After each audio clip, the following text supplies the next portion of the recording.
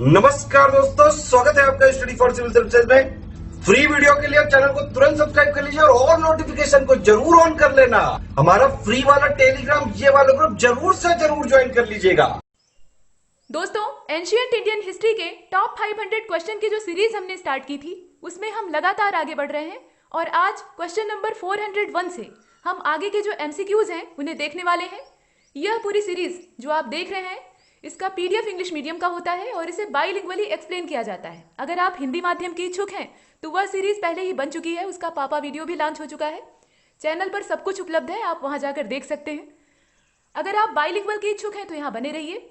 और पिछले वाले वीडियो में हमने गौतम बुद्ध के बारे में पर्याप्त चर्चा कर ली है। गौतम बुद्ध यानी सिद्धार्थ के जीवन पर हमने काफी कुछ देखा। एक कहानी के माध्यम से उनका जो पूरा जीवन वृतांत था उसे जानने का प्रयास किया। हमने देखा कि बुद्ध के अंदर वैराग्य क्यों उत्पन्न हुआ और क्यों वो अपने भरे पूरे परिवार को, अपने राजपाट को छोड़कर, एक चक्रवर्ती राजा की जो उपाधि थी उसको छोड़कर जंगल की ओर या वन भटकने के लिए विवश हो गए। उनके अंदर वैरागी भाव उत्पन्न हुआ। तो ऐसा क्यों हुआ ये जानने की हमने कोशिश की थी और जान भी लिया था। अब यहाँ पर उन्होंने जो ज्ञान प्राप्त किया था उसके माध्यम से उन्होंने लोगों को क्या सिखाया, कौन से रास्ते दिखाए, यह जानने का हम प्रयास करेंगे। तो प्रश्नों के माध्यम से ये सब कुछ जानकारी हम प्राप्त कर रहे हैं। वहां तक चलें इससे पहले कुछ इन्फॉर्मेशन यहाँ है, इसे देख लीजिए।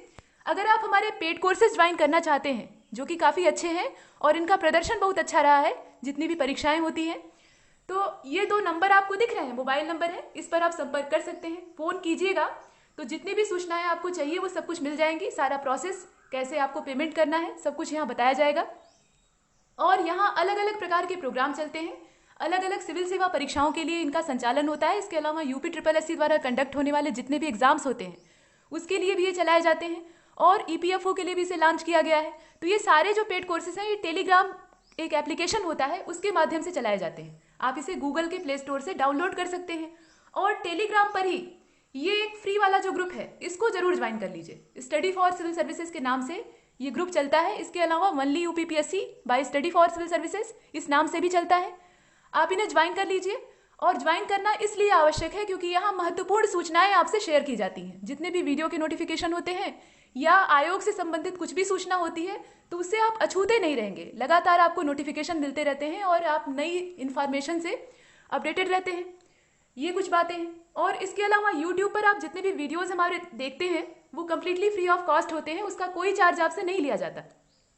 तो चैनल को सब्सक्राइब कर लीजिए, बेल आइकन को प्रेस कर लीजिए और वीडियो जो आप देखते हैं उसे लाइक करने में मत चूकिए। अगर अच्छा लग रहा है तो लाइक करिए और उसे शेयर करिए। शेयर करने से वो दूसरों तक पहुंचेंगे और दूसरों के लिए भी बेनिफिशियल होंगे। लेकिन अगर आपको लगता है कि वीडियो में कुछ कमियां हैं, कुछ सुधार की गुंजाइश है, तो कमेंट बॉक्स में उसका जिक्र जरूर करिए।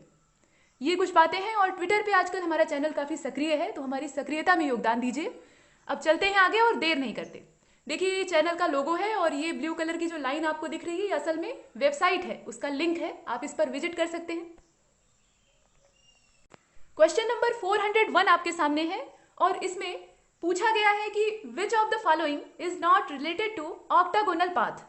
यहाँ पर ऑक्टागोनल पाथ का जिक्र किया गया है तो इसका मतलब ये है कि हम गौतम बुद्ध के द्वारा जो शिक्षाएं दी गई थी उसका यहाँ जानने का प्रयास कर रहे हैं कि वो कौन कौन सी थी। तो ये अष्टांगिक मार्ग है असल में। जो ऑक्टागोनल पाथ आप यहाँ देख रहे हैं इन्हें आप अष्टांगिक मार्ग के तौर पे जानते हैं। और जैसा इनका नाम है ऑक्टा या अष्टांगिक, तो इससे इनकी संख्या मालूम हो जाती है। ये टोटल 8 है। इनकी जो टोटल संख्या है वो कितनी है? 8 है। यहाँ पर कुल मिलाकर 4 नाम दिए हुए हैं। सम्यक दृष्टि है, यहाँ आप देख सकते हैं, सम्यक दृष्टि है, सम्यक संकल्प है, सम्यक आजीव है और सम्यक तृष्णा है। आपको ये बताना है कि इसमें से कौन सा ऑक्टागोनल पाथ से रिलेट नहीं करता है, संबंध नहीं रखता है। ये आपका प्रश्न है और ये आपके विकल्प हैं। जो ऑप्शन है वो भी आपके सामने है और क्वेश्चन भी आप देख रहे हैं। बताइए सही उत्तर। इस प्रश्न को हल करने से पहले आपको यह जानना आवश्यक है कि टोटल जो ऑक्टागोनल पाथ थे वो कौन कौन से थे। 8 तो है, उनकी संख्या कितनी है? टोटल 8 है, लेकिन उनके नाम क्या है? तो देखिए पहला जो ऑक्टागोनल पाथ था उसका नाम था सम्यक दृष्टि, इसके बाद सम्यक वाणी, इसके बाद सम्यक आजीव, सम्यक स्मृति, सम्यक संकल्प, सम्यक दर्शन, सम्यक व्यायाम और सम्यक समाधि। अगर इसे आप सीरियल वाइज देखना चाहें तो सम्यक दृष्टि, सम्यक संकल्प, सम्यक वाणी, सम्यक दर्शन, सम्यक आजीव, सम्यक व्यायाम और सम्यक स्मृति, इसके बाद सबसे अंतिम था सम्यक समाधि। इसमें कहीं भी सम्यक तृष्णा का नाम नहीं आता है। यहाँ आप देख रहे हैं सम्यक तृष्णा का नाम कहीं भी नहीं आता है। तो इसका मतलब क्या है कि यही वाला जो है ये रिलेट नहीं करता है। इसका मतलब 4 ओनली वाला जो ऑप्शन है वो हमारा करेक्ट होगा और यही इसका उत्तर है। जो ऑक्टागोनल पाथ है, अगर आप उनका नाम जानते हैं तो इस प्रश्न को आराम से हल कर लेंगे। यहाँ उसी की एक्सप्लेनेशन दी हुई है। ये जो टोटल ऑक्टागोनल पाथ है इन्हें 3 वर्गों में बांटा गया है। मतलब इसमें एक तो प्रज्ञा ज्ञान है, पहला जो है वो प्रज्ञा या प्रज्ञा ज्ञान है, यहाँ आप देख रहे हैं। उसके अंतर्गत कुछ जो ऑक्टागोनल पाथ है उन्हें कैटेगराइज किया गया है। इसके बाद शील है, जो दूसरा है वो शील है, और अंतिम वाला समाधि है। और इनके अंतर्गत जितने आपने अभी नाम देखे उन्हें वर्गीकृत किया गया है। तो ये पूरी एक्सप्लेनेशन है। यहाँ आप देख सकते हैं सम्यक दृष्टि है, सम्यक संकल्प है, सम्यक वाक है। इस प्रकार से ये आगे बढ़ता है। वाणी या वाक एक ही होता है। तो आपने जो सम्यक वाणी सुना है ना, वो सम्यक वाक है असल में। और इसका जो आंसर है वो होगा डी। आगे चलते हैं क्वेश्चन नंबर 402 की ओर। और ये प्रश्न आपके सामने है, विकल्प आपके सामने है। आपको इसे देखकर बताना है कि इसमें से कौन सा नॉट रिलेटेड है। गौतम बुद्ध के द्वारा बताए गए जो 10 शील थे इनमें से कौन सा नहीं है, यानी कौन सा उसमें से रिलेट नहीं करता है। 10 शीलों में कौन सा शामिल नहीं है, आपको ये बताना है। तो यहाँ दिया हुआ है, देख लीजिए। अहिंसा है, अहिंसा ये पहला है। इसके बाद अपरिग्रह है, फिर व्यायाम है, व्यायाम मतलब एक्सरसाइज की बात की जा रही है, और अंत में सत्य है यानी ट्रुथ। आपको ये बताना है कि 10 शीलों से इनमें से किसका संबंध नहीं है, कौन सा रिलेट नहीं करता है। प्रश्न आपके सामने है और आपको अवसर दिया जा रहा है, बताइए। ये आपके विकल्प है, कुल मिलाकर 4 है।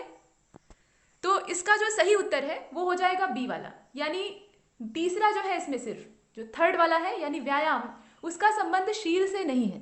जो 10 शील हैं गौतम बुद्ध के द्वारा वर्गीकृत किए गए उसमें व्यायाम शामिल नहीं है, यानी एक्सरसाइज का उससे कोई संबंध नहीं है। आइए अब इसकी एक्सप्लेनेशन देख लेते हैं। ये क्वेश्चन नंबर जो 402 है, देखिए यहाँ पर 10 शीलों का नाम दिया हुआ है जिन्हें कि हम शिक्षा पद भी कहते हैं। तो इससे पहले आपने अष्टांगिक मार्गों के बारे में देखा है। तो अष्टांगिक मार्ग होते क्या थे? अष्टांगिक मार्गों को भिक्षुओं का कल्याण मित्र कहा जाता था। भिक्षु यानी बौद्ध धर्म में जो दीक्षा लेते थे, जो लोग बुद्ध की शिक्षाओं को ग्रहण करते थे और उन्हीं के दिखाए रास्ते पर चलते थे, उन्हीं को भिक्षु कहा जाता था। तो यहाँ यह जो अष्टांगिक मार्ग है जिनके बारे में आपने पीछे देखा, वह भिक्षुओं के कल्याण मित्र कहे जाते हैं। और बौद्ध धर्म का एक ही लक्ष्य है, या बौद्ध धर्म के अनुसार मनुष्य के जीवन का एक लक्ष्य है, परम लक्ष्य है, वह है निर्वाण की प्राप्ति यानी मुक्ति। जीवन और मरण के चक्र से मुक्ति प्राप्त करना, यही बौद्ध धर्म का लक्ष्य है। और निर्वाण जो शब्द है, इसका मतलब क्या होता है? इसका मतलब होता है दीपक का बुझ जाना। दिया जो है उसका बुझ जाना, यही है निर्वाण। और इसका मतलब यह है कि जीवन और मरण के चक्र से मुक्त हो जाना। ऐसा माना जाता है कि जो आत्मा है वो अमर है, वो शरीर को बदलती है। एक शरीर अगर बूढ़ा हो जाता है, कमजोर हो जाता है, तो उसको बदलकर वो किसी नए शरीर में प्रवेश करती है और ये चक्र लगातार चलता रहता है। मतलब आत्मा एक ही होती है और वो शरीर बदल बदल कर बार बार जन्म लेती है। तो इस प्रकार से ये जीवन और मरण का चक्र चलता रहता है, ऐसी मान्यता है। और इस मान्यता का यहाँ पे पूरी तरह से समर्थन करते हुए निर्वाण की प्राप्ति को एकमात्र लक्ष्य बताया गया है। तो यहाँ जो अष्टांगिक मार्ग है, इन पर अगर कोई चलता है तो उसे निर्वाण की प्राप्ति हो जाएगी। ये तो बात है। और इसके बाद बुद्ध ने 10 शीलों के अनुसरण को नैतिक जीवन का आधार बनाया है। यहाँ पर जो बुद्ध के द्वारा रास्ते दिखाए गए थे उसमें से यह भी एक है। तो 10 शीलों का अनुसरण करना ये नैतिक जीवन जीने का आधार है, मतलब नीतिगत जीवन आप जी रहे हैं। और जिस प्रकार से दुख समुदाय का कारण जन्म है, उसी प्रकार से जन्म का कारण अज्ञानता का चक्र है, ये माना गया है। और इस अज्ञानता रूपी चक्र को यहाँ पे प्रतीत्य समुत्पाद के नाम से जाना जाता है। तो ये कुछ बातें हैं जो कि 10 शीलों से संबंधित हैं। और यहाँ आप इनके नाम देख रहे हैं, जैसे कि देख लीजिए, ये अहिंसा है, अपरिग्रह है, सत्य है, अस्तेय है, ब्रह्मचर्य है। ब्रह्मचर्य का मतलब क्या? ब्रह्मचारी रहना, यानी स्त्री के संपर्क में ना आना। इसीलिए बौद्ध भिक्षुओं के लिए स्त्री का संपर्क वर्जित था। इसी प्रकार से अहिंसा है, यहाँ पर हिंसा न करना। अहिंसा का मतलब क्या है? मारकाट न करना। और बुद्ध की भाषा में हिंसा वह भी है जो आप मुंह से बोलकर करते हैं, यानी गाली गलौज अगर मुंह से करते हैं या किसी से झगड़ा करते हैं तो वह वाणी की हिंसा है। और मन में किसी के खिलाफ अगर आप बुरा सोचते हैं तो वह मानसिक हिंसा है, वह भी हिंसा की ही श्रेणी में आता है। तो हर प्रकार की हिंसा से मुक्त होकर अहिंसा का पूरी तरह से पालन करना, जैसे गांधी जी वर्तमान में कर रहे थे। ये कुछ बातें हैं। वैसे ही अस्तेय है, सत्य है। तो ये सब रास्ते हैं, बुद्ध के द्वारा दिखाए गए रास्ते हैं, और इनका एकमात्र लक्ष्य है वही निर्वाण की प्राप्ति। लेकिन महापरिनिर्वाण कैसे मिलेगा? वह तो मरने के बाद ही मिलेगा, जैसे बुद्ध को मिला। बुद्ध की मृत्यु की जो घटना है उसको हम लोग क्या कहते हैं? महापरिनिर्वाण कहते हैं। तो वह मृत्यु के बाद ही संभव है, लेकिन बिना मरे भी निर्वाण पाया जा सकता है, ऐसा बुद्ध का कहना है, अगर ये जो 10 सील है इनका पालन किया जाए और जो अष्टांगिक मार्ग है उन पर चला जाए। तो ये कुछ बातें। तो आगे चलते हैं, अगले प्रश्न को देखते हैं। क्वेश्चन नंबर 403 को देखिए। The popular funeral rites of Indus civilization were. यहाँ पे ये कहा गया है कि जो प्रसिद्ध शवाधान के तरीके थे, यानी जो फ्यूनरल राइट्स थे इंडस वैली सिविलाइजेशन में, उसकी जानकारी यहाँ दी है। कुल मिलाकर 4 नाम आपके सामने उपलब्ध है और इन चारों विधियों पर आपको चर्चा करनी है, विचार करना है और बताना है कि इसमें से कौन सा करेक्ट है, जो कि इंडस वैली सिविलाइजेशन में ज्यादा प्रचलित था। तो इसमें जो पहला है उसमें क्या है? पूर्ण समाधान है, या पूर्ण जो समाधिकरण होता है, यानी दफना दिया जाता है पूरी तरह से। मान लीजिए किसी की मृत्यु हो जाती है तो उसके शव को जमीन खोदकर उसके अंदर गाड़ कर ऊपर से मिट्टी डाल देते हैं, इस प्रकार का जो होता था उसे यहाँ पर पूर्ण समाधान कहते थे। इसी प्रकार से पार्शियल भी होता था। पार्शियल का मतलब यह है कि आंशिक रूप से दफनाते थे। इसके तौर तरीके अलग अलग होते थे। यहाँ आप इसको देख रहे हैं, इसमें पूरी तरह से लाश जो होती थी उसको जमीन में गाड़ देते थे। इसी प्रकार से जो पार्शियल वाली विधि थी या मेथड था, उसमें शव को आंशिक रूप से दफनाते थे। पहले क्या करते थे, किसी ऊंचे मचान पर जो लाश होती थी उसको ऐसे ही खुला छोड़ देते थे। वहां पर चील कौवे या जो जंतु होते हैं वो उसे खाते पीते थे। उसके बाद जो अवशेष बचता था उसको ले आके जमीन में गाड़ देते थे। ऐसी जो अंत्येष्टि की विधि है, ऐसा जो यहाँ पे फ्यूनरल का मेथड है, वो पारसी लोग आज के समय में भी अपनाते हैं। जो पारसी समुदाय है वो इसका आज भी पालन करता है, वह आंशिक शवाधान करता है। शुरुआत में एक मचान पर चील कौओं को खाने के लिए छोड़ देते हैं और उसके बाद जब वहां से खा पीकर हड्डी या कुछ अवशेष शेष बचता है तो उसको ले आकर दफना देते हैं। ये तरीका है।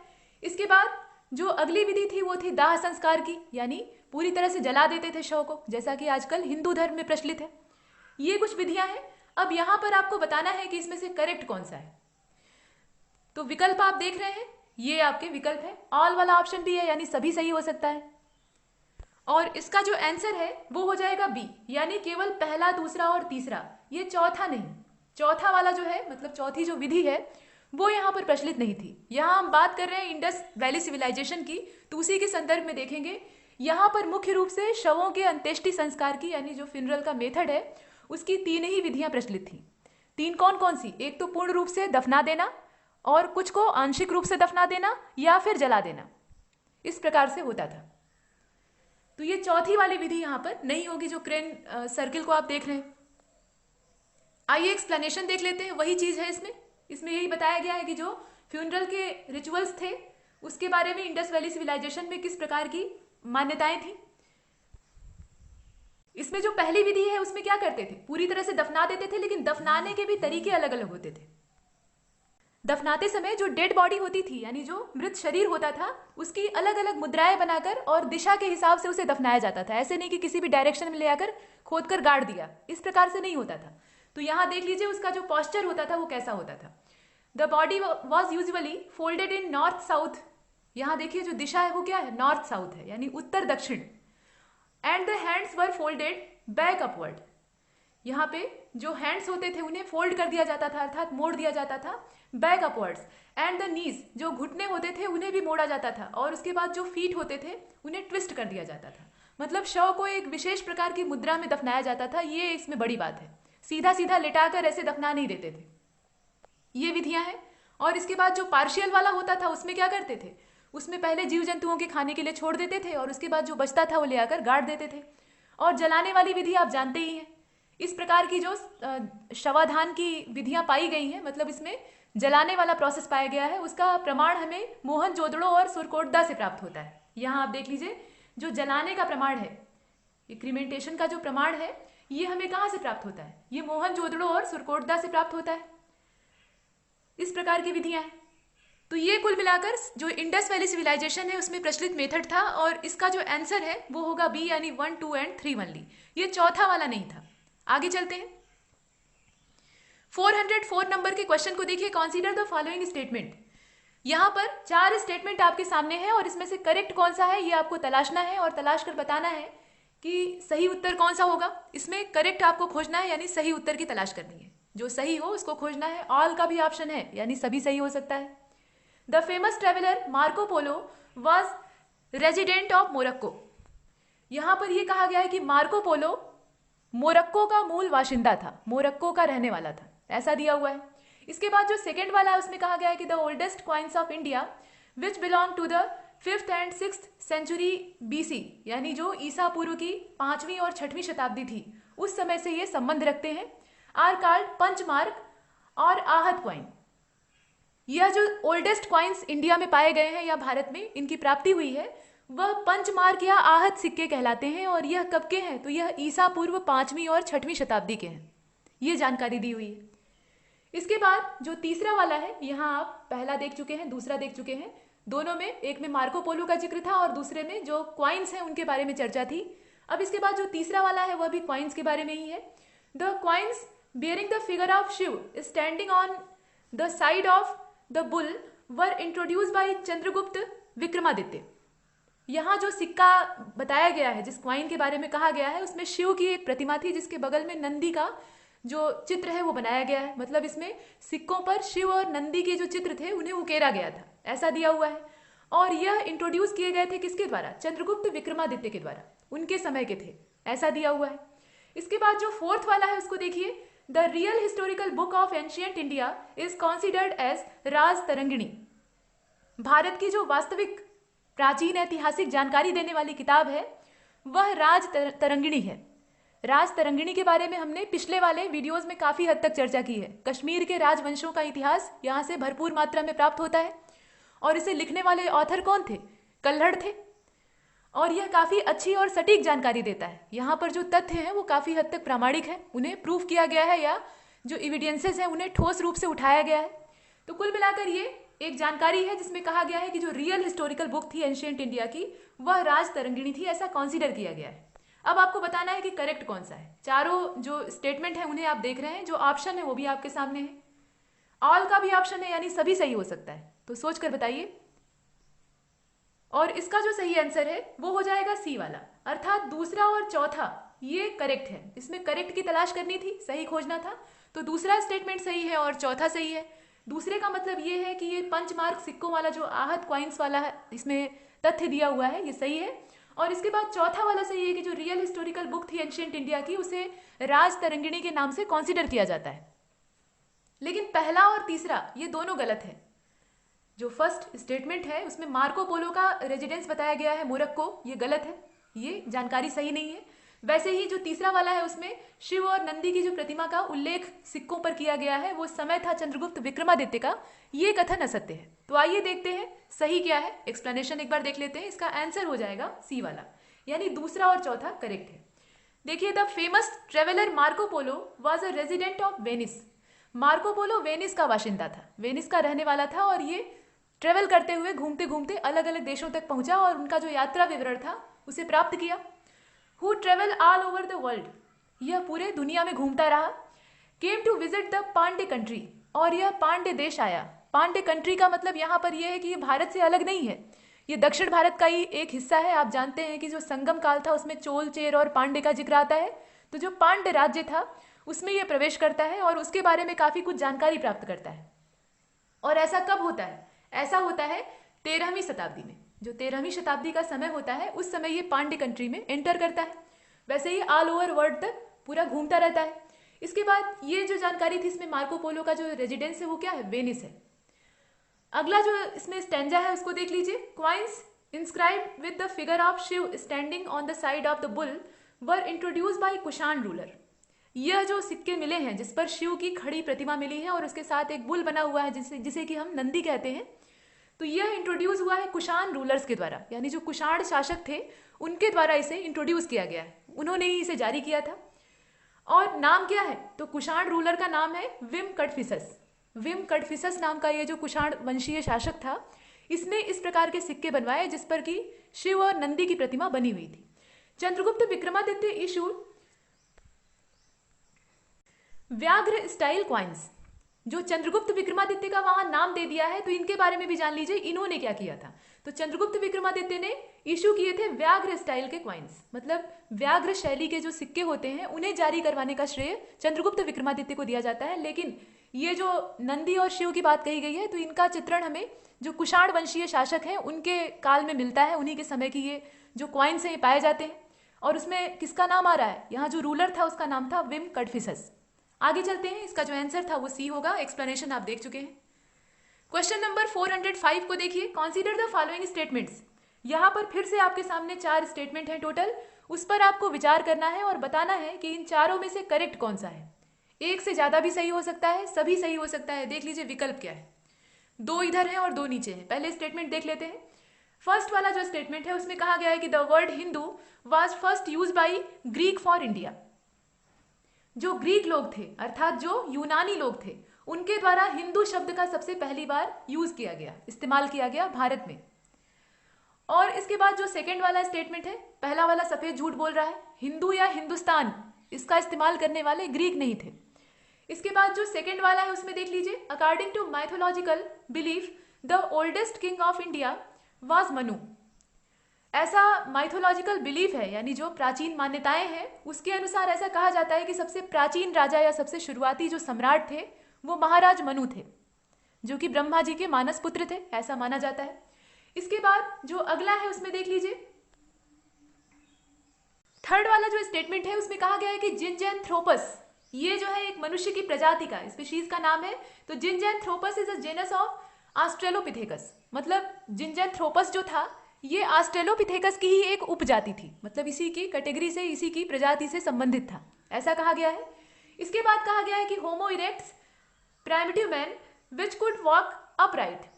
यह जो होमो इरेक्ट है यह सीधा खड़ा होकर चल सकता था, ऐसा पहले कहा गया है। और इसकी प्राप्ति हमें कहाँ से हुई है, जर्मनी से हुई है। मतलब ये सबसे पहले कहाँ पाया गया, जर्मनी में पाया गया, ऐसा दिया हुआ है। अब आपको बताना है कि इन चारों स्टेटमेंट में से करेक्ट कौन सा है। चारों स्टेटमेंट आपने देख लिए, इसके जो ऑप्शन है उन्हें देख लीजिए। ऑल का भी ऑप्शन है, यानी सभी सही हो सकता है, या इसमें से कोई 2 या कोई 1 भी ठीक हो सकता है। ये विकल्प है आपके और ये स्टेटमेंट्स हैं। तो इसका जो आंसर होगा वो हो जाएगा सी वाला। सी का मतलब ये है कि सिर्फ तीसरा जो है इसमें करेक्ट है, बाकी जितने हैं वो सब झूठ बोल रहे हैं। तो झूठ कैसे बोल रहे हैं आइए देखते हैं। पहले तीसरा वाला सही है, ये जिनजैंथ्रोपस जो है इसका संबंध ऑस्ट्रेलोपिथेकस से है, सही बात है। बाकी जितने हैं सब गलत है, पहला तो पहले से ही गलत था। और दूसरा वाला भी गलत है कि जो माइथोलॉजिकल बिलीफ है उसमें ओल्डेस्ट किंग इंडिया का माना गया है महाराज मनु को, ये जानकारी गलत है। इसके बाद जो फोर्थ वाला है वो भी गलत है कि ये जो होमो इरेक्ट्स था इसकी प्राप्ति जर्मनी से हुई है। तो आइए देखते हैं सही इंफॉर्मेशन क्या है। इसका जो आंसर है वो हो जाएगा सी वाला, 3 ओनली। देखिए, the word Hindu was first use by Persian for India. जो पर्सियन लोग थे यानी फारसी लोग थे, उनके द्वारा हिंदू शब्द का सबसे पहली बार इस्तेमाल किया गया, ये जानकारी है। और वहां क्या दिया है, वहां दिया है ग्रीक, इसलिए वो गलत हो जाता है, इसे आप देख रहे हैं। और according to mythological belief Manu Vaivasvata was the oldest king of India. देखिए मनु जो है वो कई हुए हैं, सिर्फ एक मनु का नाम मनु और शत्रुपा या श्रद्धा और मनु, जयशंकर प्रसाद की जो रचना है उसे आपने देखा होगा, कामायनी। तो उसमें जो मनु का जिक्र है वो मनुओं में से एक हैं। वैसे बहुत सारे मनु हुए हैं, टोटल कितने हैं वो आप बताइएगा कमेंट बॉक्स में। तो ये मनु वैवत्स्य थे, और ये जो है मतलब मनु वैवत्स्य ये पहले राजा कहे जाते हैं भारत के। भारत में ये ओल्डेस्ट किंग के तौर पे देखे जाते हैं, ऐसा माइथोलॉजिकल बिलीफ है। जो महाराज मनु है ये कह देना पर्याप्त नहीं है, इसके साथ वैवस्त से जो शब्द है ये नहीं जोड़ेंगे तो ये गलत हो जाएगा। तो इसलिए ये इंफॉर्मेशन है और वो स्टेटमेंट गलत था। और देख लीजिए, the earliest app who could walk upright, मतलब जो प्राचीन आदि मानव था उसमें से जो सीधा खड़ा होकर चल सकता था वह सेंट्रल अफ्रीका में पाया गया, यानी मध्य अफ्रीका वाला जो क्षेत्र था वहां से इसकी प्राप्ति हुई है, सेंट्रल अफ्रीका से ये प्राप्त हुआ है। ही वॉज कॉल्ड ऑस्ट्रेलोपिथेकस, इसे ऑस्ट्रेलोपिथेकस कहा गया। इसकी जो प्राप्ति हुई है ये सेंट्रल अफ्रीका से हुई है, ये याद रखिएगा, और वहां दिया है Germany. He had a genus of Zinjanthropus, ये जो नाम है ये क्या है, इसका जो प्रोनाउंसिएशन है वो जिनजैंथ्रोपस का होगा। तो he had a genus of Zinjanthropus which made tools, और यह जो जिनजैंथ्रोपस थे ये क्या करते थे, ये टूल्स बनाते थे, यानी औजारों का निर्माण करते थे। ये एक बड़ी बात है, औजारों का निर्माण करने का मतलब ये है कि ये अपने अंगूठे का भी यूज करते थे, जो इनका थंब होता था उसको भी ये इस्तेमाल करते थे। इसके बाद in Asia the bones of hominids were been, माफ कीजिएगा, have been obtain from Java. Asia में अगर बात की जाए तो जो होमोनिड्स हैं उनकी बोन्स हमें कहाँ से मिली हैं? जावा से मिली हैं, विच कुड वॉक अपराइट्स, जो कि सीधा खड़ा होकर चल सकते थे। Hence it was called homo erectus, और इसी वजह से इसे होमो इरेक्ट्स कहा गया। It became famous as Java man. इन्हें जावा मानव के नाम से भी जाना जाता है। जावा मैन या जावा मानव के नाम से भी जानते हैं। क्यों? क्योंकि जावा से इनकी प्राप्ति हुई है। तो एशिया में अगर देखा जाए तो होमोनिड्स हमें यहीं से मिले हैं, जो कि सीधे खड़े होकर चल सकते थे। इनकी जानकारी हमने देखी और इसके आधार पे हमने आंसर सी को चुना है, यानी सिर्फ तीसरा सही है। आगे चलते हैं। क्वेश्चन नंबर 406 को देखिए। Consider the following statement, no fossil of primitive humans have been found in the entire Indian subcontinent. जो पूरा भारतीय उपमहाद्वीपीय क्षेत्र है यानी इंडियन सबकॉन्टिनेंट है, उसमें किसी भी प्रकार के मनुष्य के अवशेष, जो आदि मानव है, मनुष्य में जो आदि मानव होते हैं, प्राइमिटिव ह्यूमंस होते हैं, उनके अवशेष नहीं पाए गए, ऐसा दिया हुआ है। इसके बाद जो सेकेंड वाला है उसमें कहा गया है कि होमो सेपियंस इमर्ज आफ्टर निएंडरथल। मतलब होमो सेपियंस जो है वो इमर्ज करता है किसके बाद? निएंडरथल के बाद, ऐसा दिया हुआ है। आपको बताना है कि क्या ये सही है, और यहाँ सही की तलाश आपको नहीं करनी है, यहाँ पर आपको नॉट करेक्ट खोजना है, यानी जो गलत कथन है उन्हीं को खोजकर बताना है। यहाँ नॉट शब्द दिया है तो इसको ध्यान में रखिएगा। अब देखिए तीसरा वाला, इसमें कहा गया है कि Herbert Risley has divided Indians into 5 categories.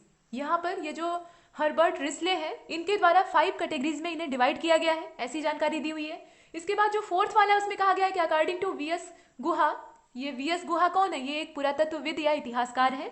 तो इनके अनुसार there are 6 major species in India. Bharat में कुल मिलाकर 6 मूल प्रजातियां पाई जाती थी, या मुख्य बड़े पैमाने पर पाई जाने वाली स्पीशीज यहाँ पर पाई जाती थी। ये कुछ जानकारी है और इसमें से आपको बताना है कि नॉट करेक्ट कौन सा है, यानी गलत कौन सा है।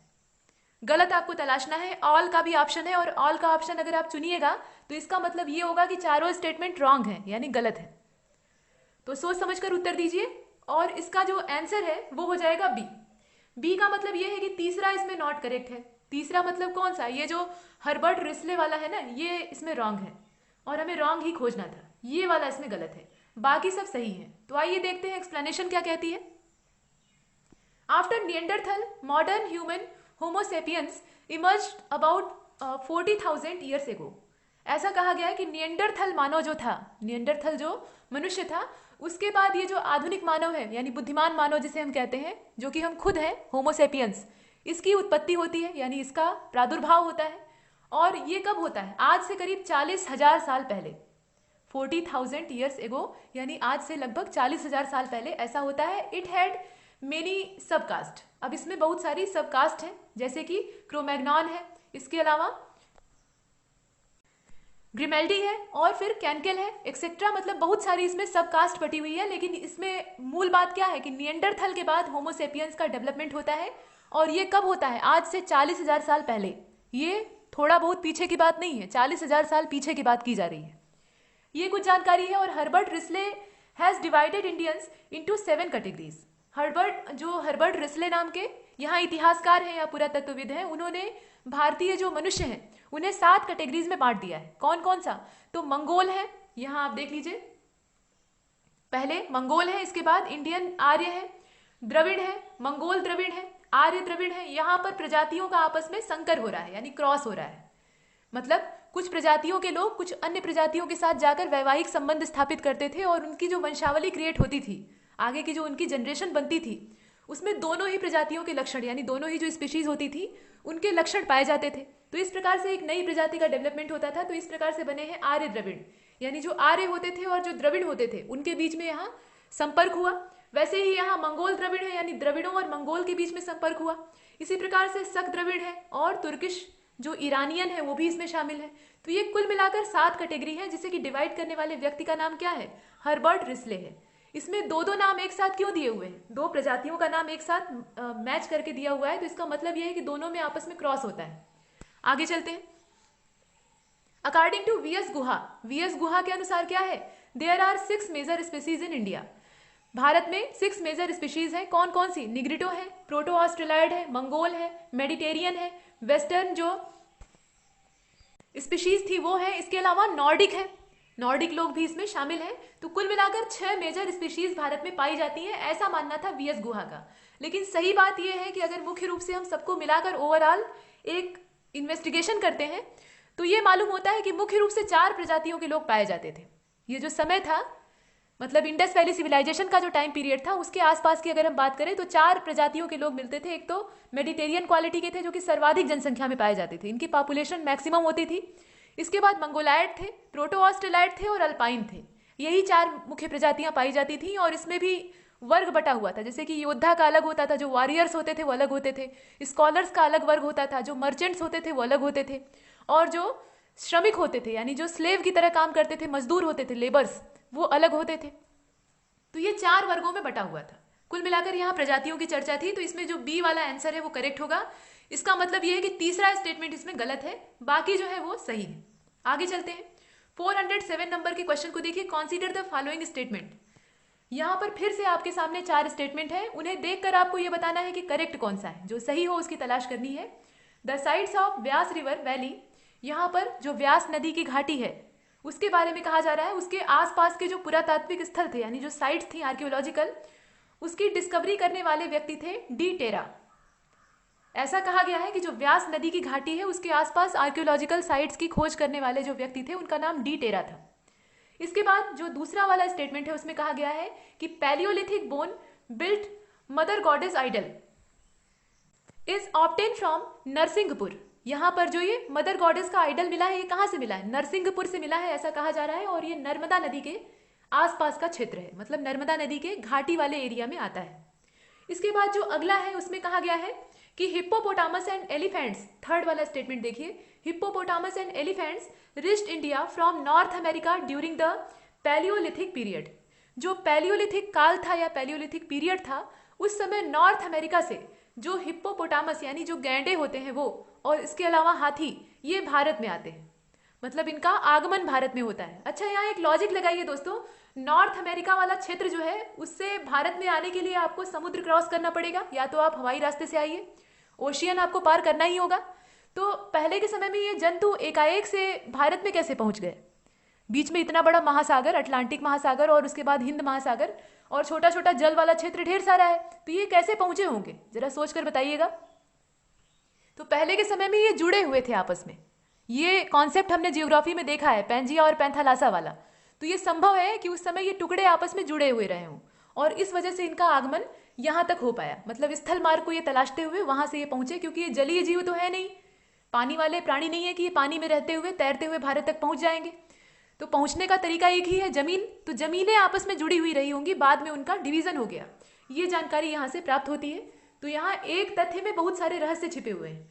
कुल मिलाकर ये कहा गया है कि इस प्रकार की घटना पैलियोलिथिक पीरियड में होती है। इसके बाद फोर्थ वाला स्टेटमेंट देखिए, इसमें कहा गया है कि evidence of north palaeolithic culture, evidence of north palaeolithic culture has been found इन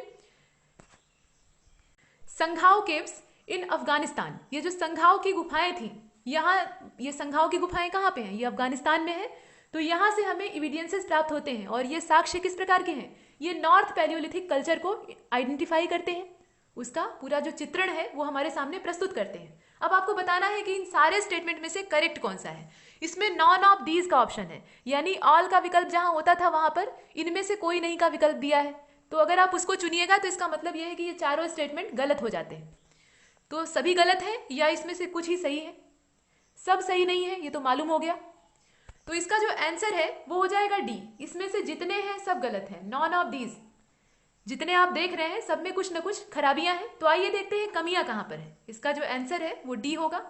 एक भी स्टेटमेंट करेक्ट नहीं है। The site of Beas river valley were discovered by B B Lal.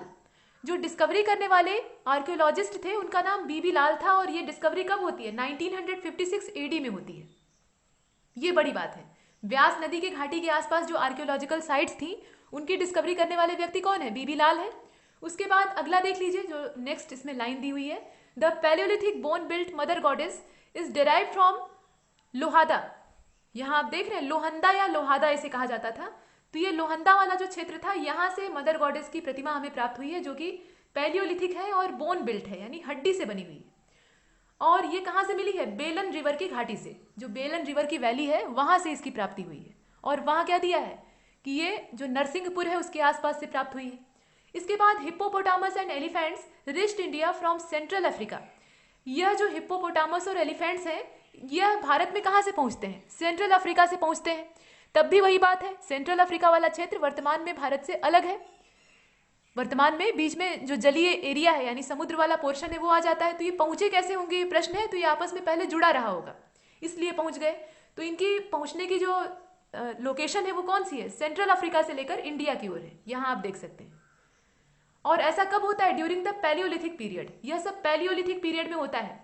Camel and horse is believe to came from North America. और ऐसा माना जाता है कि जो ऊंट और घोड़े हैं यह आए हुए हैं नॉर्थ अमेरिका से। नॉर्थ अमेरिका से भी एनिमल्स भारत में आते हैं, ऐसा नहीं है कि वहां से नहीं आते हैं। तो वहां से कौन कौन से आते हैं? ऐसा माना जाता है कि ऊंट और जो घोड़े हैं वो नॉर्थ अमेरिका से यहाँ तक पहुंचे हैं। ये कुछ जानकारी है, और वहां जितना भी दिया है सब झूठ बोल रहा था, सब में कुछ न कुछ कमियां थी, इसलिए इसमें नॉन ऑफ दीज का ऑप्शन करेक्ट होगा। आगे चलते हैं। क्वेश्चन नंबर 408 को देखिए। Consider the following statement. अब यहाँ पर मेसोलिथिक जो स्टोन एज है उसके बारे में चर्चा की गई है। तो कहा गया है कि mesolithic stone age evidence in India was first found in 1757 AD. 1757 ईस्वी में पहली बार मेसोलिथिक स्टोन एज के जो साक्ष्य हैं भारत में उनकी प्राप्ति हुई थी, ऐसा दिया है। इसके बाद जो सेकेंड वाला है उसमें कहा गया है कि the technique of making Mesolithic tool is called fluting. ये जो फ्लूटिंग का मेथड है ये क्या है? मेसोलिथिक टूल्स को बनाने का मेथड है असल में, ये कहा गया है। इसके बाद जो थर्ड वाला है उसमें कहा गया है कि मिडिल पैलियोलिथिक साइट वीरभानपुर। ये जो मिडिल पैलियोलिथिक साइट है इसका नाम यहाँ दिया हुआ है, इसे आप देख सकते हैं। ये क्या है? वीरभानपुर है। वाज डिस्कवर्ड बाय बीबी लाल। इसकी डिस्कवरी करने वाले व्यक्ति बीबी लाल थे। बीबी लाल के बारे में हमने पीछे देख रखा है, तो उन्होंने ही इसकी भी खोज की है। इसके बाद Perry considered agricultural technology as a gift of Egypt. यह जो पेरी नाम की विधि है यह असल में एक एग्रीकल्चरल टेक्नोलॉजी थी जो कि मिस्र का उपहार मानी जाती है, यानी मिस्र की ओर से यह टेक्नोलॉजी हमें उपहार स्वरूप प्राप्त हुई है, वहां से यह कला यहाँ तक पहुंची है, ऐसा कहा गया है। तो कुल मिलाकर 4 स्टेटमेंट आपके सामने है, आपको करेक्ट खोजना है, जो सही हो उसकी तलाश करनी है। ये 4 विकल्प हैं और ये 4 इसके, माफ कीजिएगा, ये 4 ऑप्शन है और ये 4 स्टेटमेंट है। आप इन्हें देख रहे हैं, ऑल का भी ऑप्शन है यानी सभी सही हो सकता है। तो देखकर बताइए इसमें से कौन सा सही होगा। तो आंसर इसका हो जाएगा सी वाला। सी का मतलब यह है कि दूसरा, तीसरा और चौथा ये तीनों ही सही है। इसमें सिर्फ पहला गलत है, दूसरा सही है, तीसरा सही है, चौथा सही है, लेकिन पहला गलत है। मेसोलिथिक स्टोन एज के जो एविडेंस है भारत में वो पहले मतलब फर्स्ट फाउंड कहाँ से होते हैं? ये 1757 ईस्वी का टाइम पीरियड है। तो आइए देखते हैं सही जानकारी क्या है। बाकी सब सही है। जो टेक्निक है मेसोलिथिक टूल को बनाने की उसे फ्लूटिंग कहा जाता है। इसके अलावा जो मिडिल पैलियोलिथिक साइट है वीरभानपुर, उसकी डिस्कवरी बीबी लाल ने की थी, ये भी सही बात है। और जो पेरी टेक्नोलॉजी है ये क्या है? एग्रीकल्चरल टेक्नोलॉजी है, यह इजिप्ट का गिफ्ट मानी जाती है। ये सब सही जानकारी है। एक्सप्लेनेशन देखिए। In India information about Mesolithic stone as was first recorded in 1857। 100 साल पीछे भेज दिया था। यहाँ पर क्या है? 100 साल आगे की बात है। तो 1857 में इसकी सबसे पहले प्राप्ति होती है। यहाँ आप देख सकते हैं, दिया भी है कि जो इन्फॉर्मेशन है मेसोलिथिक स्टोन एज की वो हमें कब प्राप्त होती है? फर्स्ट रिकॉर्ड की जाती है 1857 में। 1857 कई मायनों में महत्वपूर्ण है, बड़ा उलटफेर इस समय हुआ था। और इसके बाद यहाँ देख लीजिए, when C L Charlie obtain miniature stone tools from Vindhya region. और ऐसा तब होता है जब सीएल चार्ली नाम के एक इतिहासकार होते हैं, उन्हें प्राप्ति होती है मिनिएचर टूल्स की, यानी छोटे छोटे जो स्टोन टूल्स हैं, पत्थर के औजार हैं, उनकी प्राप्ति होती है कहाँ से? विंध्य क्षेत्र से। विंध्याचल पर्वत का जो पूरा श्रृंखला वाला एरिया है वहां से इन्हें इस प्रकार के मिनिएचर जो स्टोन टूल्स हैं वो प्राप्त होते हैं। और उसके बाद जिज्ञासा उत्पन्न होती है तो वहां खुदाई आरंभ होती है, और खुदाई आरंभ होती है तो इस प्रकार के एविडेंसेस मिलने शुरू हो जाते हैं। इसके बाद Perry consider agricultural technology as an Egyptian product. यह इजिप्टियन प्रोडक्ट है, मतलब इजिप्ट से आई हुई कला है। वेयर एज रशियन स्कॉलर, और इनका नाम था वेबिलोब। यहाँ आप इनका नाम देख रहे हैं, ये रशियन जो होते हैं इनका नाम इसी प्रकार का होता है। तो ये वेबिलोब थे और ये क्या थे? रशियन विद्वान थे। यह कंसीडर करते हैं कि the rise of agricultural technology, मतलब इनका मानना था कि जो एग्रीकल्चरल टेक्नोलॉजी है उसकी शुरुआत, उसका उदय कहाँ से होता है? अफगानिस्तान या जो नॉर्थ वेस्ट चाइना है वहां से होता है, मतलब वहीं से सीखी हुई ये कला है। तो ये अलग अलग मान्यताएं हैं, लेकिन फिलहाल यहाँ पे जो पेरी है वो एक एग्रीकल्चरल टेक्नोलॉजी है जिसका उद्गम मिस्र से माना जाता है। ये हमने देखा। और इसका जो आंसर है वो होगा सी, यानी दूसरा, तीसरा और चौथा इसमें सही है, सिर्फ पहला वाला गलत है। वहां 1757 नहीं होगा बल्कि यहाँ 1857 होगा। आगे चलते हैं, क्वेश्चन नंबर 409 को देखिए। यहाँ पर पूरा प्रश्न ही आपके सामने है, ऑप्शन भी आपको साफ साफ दिख रहे हैं। इसमें ये कहा गया है कि जो फ्यूनरल राइट्स थे उसके बारे में कुछ जानकारी है, तो देख लीजिए। Which funeral rites were prevalent in the neolithic culture. जो नियोलिथिक कल्चर था उसमें अंतिम संस्कार की कौन सी विधियां, अंत्येष्टि की कौन सी विधियां प्रचलित थी? पहला है सिस्ट बरियल, इसके बाद है पिट सर्किल, इसके बाद है कैन सर्किल या कार्न सर्किल इसको कहा जाता था। कार्न सर्किल के नाम से ये ज्यादा विख्यात है। तो कुल मिलाकर ये 3 नाम दिए हुए हैं। आपको ये बताना है कि नियोलिथिक कल्चर में इनमें से कौन सा मेथड ज्यादा प्रचलित था या कौन सा प्रचलन में था। सभी का ऑप्शन है, यानी सभी प्रचलन में थे या इनमें से कोई एक या कोई दो, तो बताइए। तो इसका जो सही आंसर है वो हो जाएगा डी। इसमें जितने हैं ना, ये सिस्ट बरियल, इसके बाद पिट सर्किल और कार्न सर्किल, इन सब का मेथड यूज किया जाता था यहाँ पर जो फ्यूनरल राइट्स थे उसमें। और ये समय था नियोलिथिक कल्चर का। नियोलिथिक कल्चर के टाइम पीरियड में ऐसा होता था। आइए देखते हैं एक्सप्लेनेशन क्या कहती है, इसमें होता क्या था। सबसे पहली बात तो ये कि जो नियोलिथिक कल्चर था या नियोलिथिक टाइम पीरियड था, उस समय लोगों का पुनर्जन्म में काफी भरोसा था। लोगों का ऐसा मानना था कि आत्मा फिर से जन्म लेगी और उसके रास्ते में खाने पीने का सामान उसके साथ उपलब्ध होना चाहिए। इसीलिए मृतकों को जब कब्रों में दफनाया जाता था तो उसके साथ उनकी जरूरत की हर चीज रख दी जाती थी, ताकि इस लोक से दूसरे लोक तक जाने में उन्हें किसी भी प्रकार की दिक्कत का सामना न करना पड़े। और कभी कभी उनके जो पालतू पशु होते थे, जो कि उनके प्रिय होते थे, उन्हें जिंदा दफना दिया जाता था। जैसे कुत्ते को दफनाने का साक्ष्य मिला है, तो जिंदा पशु को भी उसके साथ बलि चढ़ा दिया जाता था। इस प्रकार के अंधविश्वास बहुत बड़े पैमाने पर फैले हुए थे। अब यहाँ पर जो मेथड है उसमें देख लीजिए, जो सिस्ट बरियल है उसमें क्या होता था, the bones of dead were laid around the rectangular mode, इसके बाद forming the shape of a stone chest, इस प्रकार की विधियां अपनाई जाती थी। और इसके बाद जो पिट सर्किल है उसमें क्या होता था, अ सर्किल ऑफ 8 to 12 फीट। ये जो सर्किल होता था, यानी जो वृत्त होता था, इस प्रकार का घेरा, इसका व्यास कितना होता था, 8 से लेकर 12 फीट का होता था। ये जो डायामीटर होता था ये करीब 8 से लेकर 12 फीट तक का होता था, विथ ग्रेनाइट स्टोन्स। इसमें ग्रेनाइट के पत्थर यूज किए जाते थे। विच हैड अ डेप्थ, अब यहाँ पे गहराई कितनी होती थी, 6 to 8 फीट, और गहराई होती थी 6 से लेकर 8 फीट की। इस प्रकार का सर्किल बनाया जाता था। Initially the dead body was place on the wooden bier. After the dead bodies were melted, the bones were collected and kept in the tomb.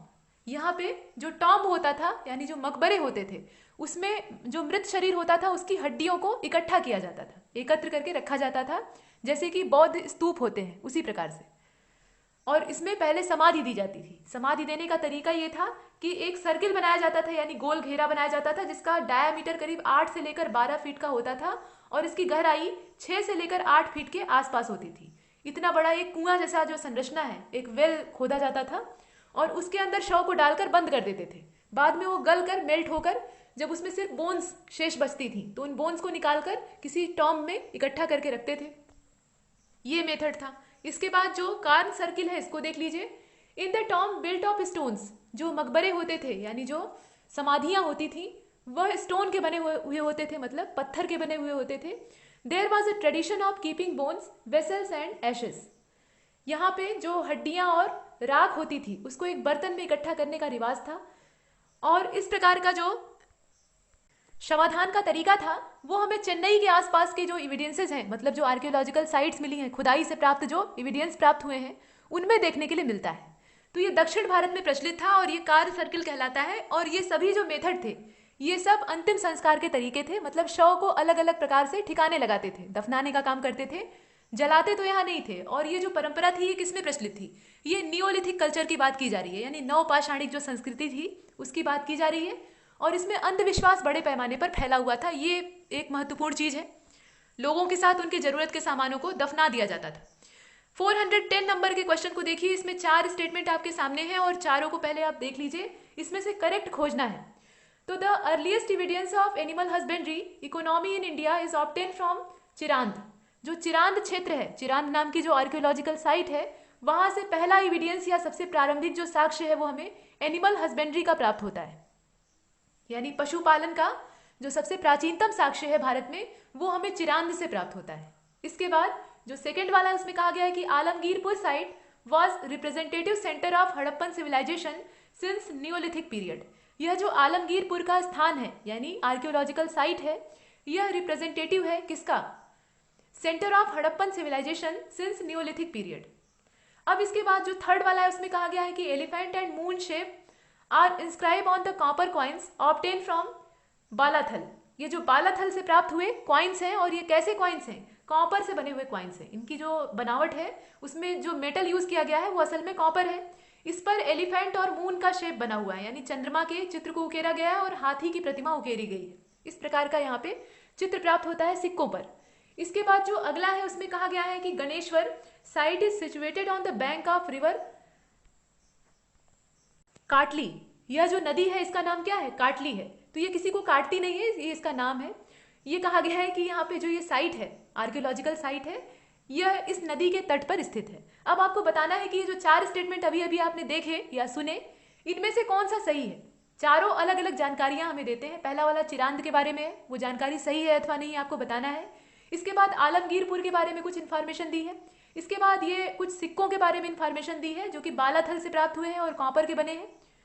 और इसके बाद जो चौथा है उसमें ये गणेश्वर नाम की जो साइट है, इसकी प्राप्ति का स्थान, मतलब ये कहाँ पर सिचुएटेड है, ये आपको बताना है।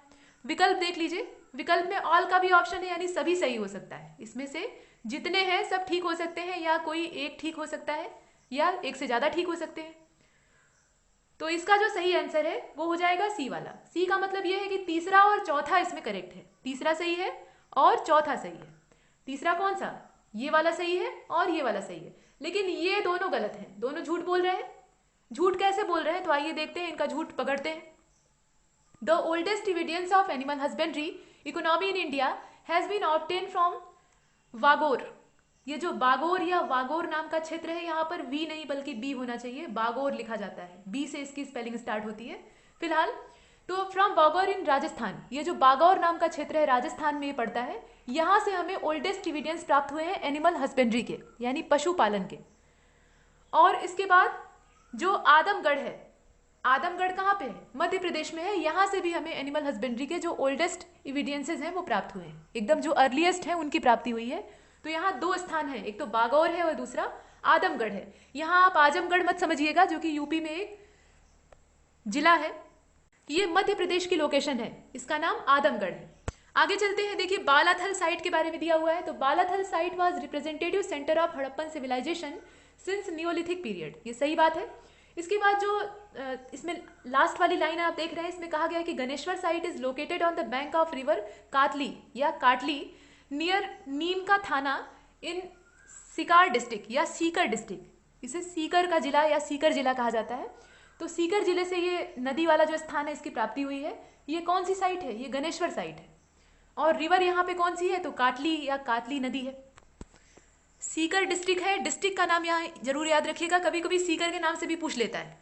तो इसलिए इसमें जो आंसर है वो हो जाएगा सी, अर्थात तीसरा और चौथा इसमें करेक्ट है, पहला दूसरा गलत है। आगे चलते हैं, क्वेश्चन नंबर 411 को देखिए। Consider the following statement. Wheat was the first crop grown by Neolithic farmers of south India. यहाँ पर ये कहा गया है कि गेहूं ये पहली फसल थी जो कि न्यूलिथिक जो फार्मर्स थे, यानी नवपाषाणकालीन जो किसान थे साउथ इंडिया के, वो उगाया करते थे। साउथ इंडियन किसानों के बारे में कहा गया है। और ये किस समय की बात की गई है? न्यूलिथिक पीरियड की बात की गई है, यानी जो नवपाषाणिक सभ्यता थी, समय था, उसके समय की बात की गई है। और इसके बाद जो सेकेंड वाला है उसमें कहा गया है कि 3 stages of Ahar culture derive from south east Rajasthan. जो साउथ ईस्ट राजस्थान, यहाँ पर जो साउथ ईस्ट राजस्थान वाला पोर्शन है वहां से आहाड़ कल्चर की, आहाड़ सभ्यता के बारे में हमने देखा था, आहाड़ गिलुंद, इनकी चर्चा हो चुकी है। ये सब ताम्रपाषाणकालीन सभ्यता है।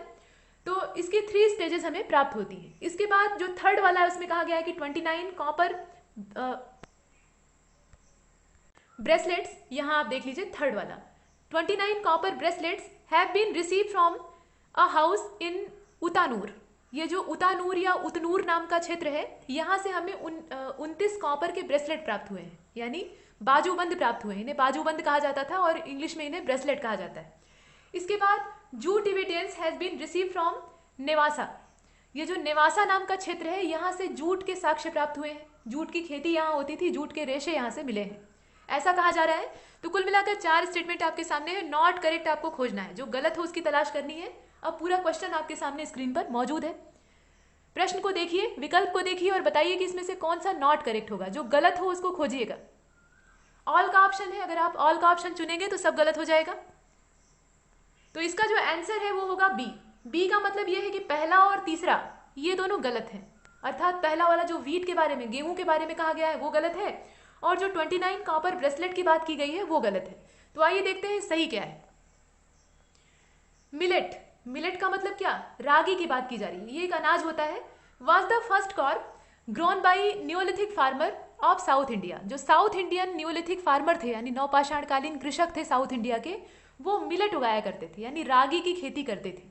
ये एक पौष्टिक अनाज होता है। आजकल कम कैलोरी वाले जो अनाज होते हैं उसमें इसकी गिनती होती है। इसके बाद 29 जो कॉपर ब्रेसलेट मिले हैं एंड 2 यूनिक नीव्स, ये अलग अलग जो चीज़ें प्राप्त हुई हैं, विशेष रूप से इसमें 29 जो कॉपर के बाजूबंद मिले हैं, ये हमें कहाँ से प्राप्त हुए हैं, कायथा में प्राप्त हुए हैं। कायथा एक ताम्रपाषाणकालीन संस्कृति का क्षेत्र है। यहाँ पर एक घर से प्राप्त हुए हैं, एक घर है, हाउस है, उसके अंदर से इनकी प्राप्ति हुई है। इसके बाद 3 stages of hard culture are attend there era the first phase. अब यहाँ पर जो फेज बताया गया है उसको देख लीजिए, ये है, यानी 2580 BC यानी ईसा पूर्व की बात की जा रही है। इसके बाद जो सेकेंड फेज है उसमें 2080 BC की बात की जा रही है, और थर्ड वाला जो है उसमें जो 1500 ईसा पूर्व की बात है वो यहाँ पर दी हुई है। तो ये 3 स्टेज इसके थे। इसके बाद जो लास्ट वाला इसमें लाइन दिया हुआ है उसको देख लीजिए, Nevasa is an important site of Jorwe culture. यह जो नेवासा था ये क्या था, ये एक इम्पॉर्टेंट साइट था, यानी महत्वपूर्ण पुरातात्विक स्थल था जोरवे कल्चर का। अहाड़ कल्चर, जोरवे कल्चर, ये सब ताम्र पाषाणकालीन या ताम्र युगीन जो सभ्यता थी उससे संबंध रखते हैं। Evidence of jute has been obtain from here. जो जूट के इविडेंसेस हैं वो हमें यहाँ से प्राप्त हुए हैं, ये सही बात है। तो इसमें जितनी भी इंफॉर्मेशन दी थी उसे हमने चेक कर लिया है। और इसमें जो वीट वाला इंफॉर्मेशन दिया था, मतलब वीट के बारे में कहा था कि साउथ इंडियन फार्मर इसे उगाया करते थे, यहाँ पर रागी होगा यानी मिलेट होगा, ये जानकारी सही नहीं थी। और जो 29 कॉपर के ब्रेसलेट हैं वो उतानूर से नहीं प्राप्त हुए हैं, बल्कि कहाँ से मिले हैं, ये हमें यहाँ आप देख लीजिए कायथा से प्राप्त हुए हैं। कायथा के एक घर से ये मिले हैं। और इसका मतलब क्या है दोस्तों, इतने सारे ब्रेसलेट मिलने का मतलब ये थोड़े है कि वो किसी घर में खरीद कर रखे गए होंगे, वो कारखाना रहा होगा, फैक्ट्री टाइप का रहा होगा, वहां से ब्रेसलेट का उत्पादन करते रहे होंगे लोग। मतलब उस प्रकार के जो बाजूबंद है, कलाई बंद है, उन्हें बनाकर बेचते रहे होंगे, व्यापार वहां पर होता रहा होगा। ये कुछ बातें हैं। अब इसके बाद 412 नंबर का जो क्वेश्चन है उसको देखिए। अब यहाँ पर कुछ स्टेटमेंट है, उसमें से नॉट करेक्ट फिर से आपको खोजना है, यानी जो गलत हो उसकी तलाश करनी है, जो सही ना हो उसको आपको खोज कर बताना है। तो देख लीजिए, the bones obtain from Daimabad. Daimabad से जो हड्डियां मिली हैं, reveal the dental disease of adults and children and scurvy in infants. मतलब यहाँ पर स्कर्वी रोग और जो दांत के रोग है या दंत क्षय होता है उसके प्रमाण हमें प्राप्त हुए हैं। जो हड्डियां मिली हैं कहाँ से, दैमाबाद से। दैमाबाद से जो बोन्स हमें मिली है उससे हमें पता लगता है कि जो वहाँ के वयस्क और बच्चे थे उनमें हड्डियों के क्षय की घटनाएं होती थी, यानी वो स्कर्वी रोग से पीड़ित थे, और उनमें डेंटल डिजीज भी हुआ करती थी, इसकी जानकारी मिलती है। इसके बाद जो सेकेंड वाला है उसमें कहा गया है कि स्मॉल स्टेटस, माफ कीजिएगा, small statues obtain from site of इनाम गांव। इनाम गांव की जो साइट है यानी आर्कियोलॉजिकल साइट है, वहां से छोटे छोटे स्टैचू मिले हैं, यानी छोटी छोटी मूर्तियां प्राप्त हुई हैं। Have been compare to goddess Savita, और इनकी कंपैरिजन या इनकी तुलना जो है वो गॉडेस सविता से की जाती है।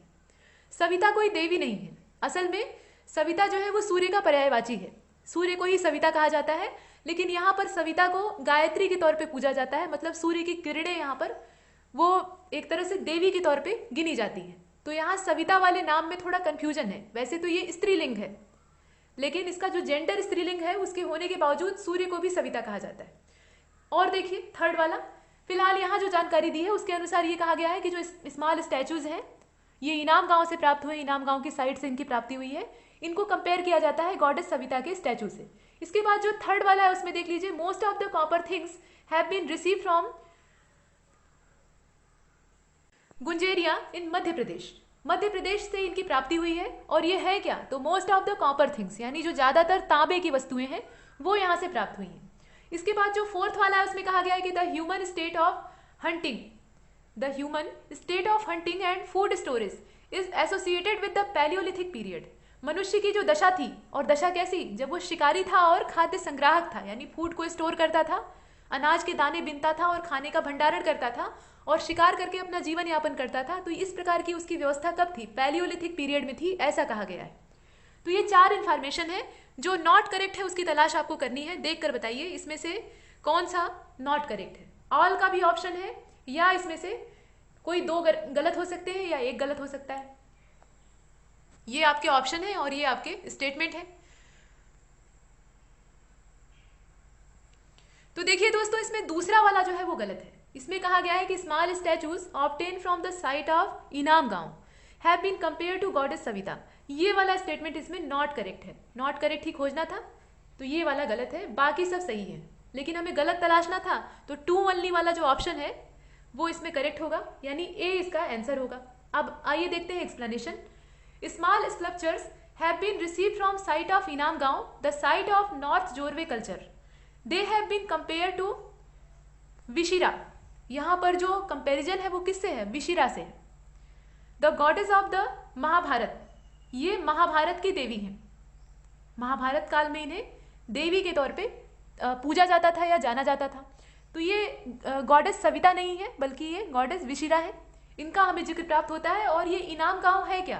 तो इनाम गांव एक साइट है नॉर्थ जोरवे कल्चर की, यानी इसका संबंध ताम्रयुगीन सभ्यता से है। जो कॉपर कल्चर है उससे ये संबंध रखती है। इसका आंसर हो जाएगा ए, यानी 2 ओनली। सिर्फ दूसरा इसमें गलत है, बाकी सब सही है। आगे चलते हैं। 413 नंबर के क्वेश्चन को देखिए। Consider the following statement. अब यहाँ पर फिर से आपके सामने 4 स्टेटमेंट है। नॉट करेक्ट आपको खोजना है, तो खोज कर बताइए। Tools made from scale belong to the upper palaeolithic period. यहाँ पर ये कहा गया है कि tools made from scales belong to the upper palaeolithic period, मतलब इस प्रकार के जो औजार हमें प्राप्त हुए हैं उनका संबंध अपर पैलियोलिथिक पीरियड से है। इसके बाद जो सेकंड वाला है उसमें कहा गया है कि एनिमल हस्बेंड्री बिलोंग टू वैदिक पीरियड। जो वैदिक काल था उससे एनिमल हस्बेंड्री बिलोंग करती है, यानी पशुपालन का जो संबंध है वो वैदिक काल से ही चला आ रहा है। इसके बाद जो थर्ड वाला है उसमें कहा गया है कि pottery making started in the medieval period. जो बर्तन के निर्माण की विद्या थी या पॉटरी की मेकिंग थी वो स्टार्ट होती है मेडिवल टाइम पीरियड से, मध्यकालीन युग से या मध्य युग से। इसके बाद जो फोर्थ वाला है उसमें कहा गया है कि tools of Ahar culture have not been found among the copper stone cultures.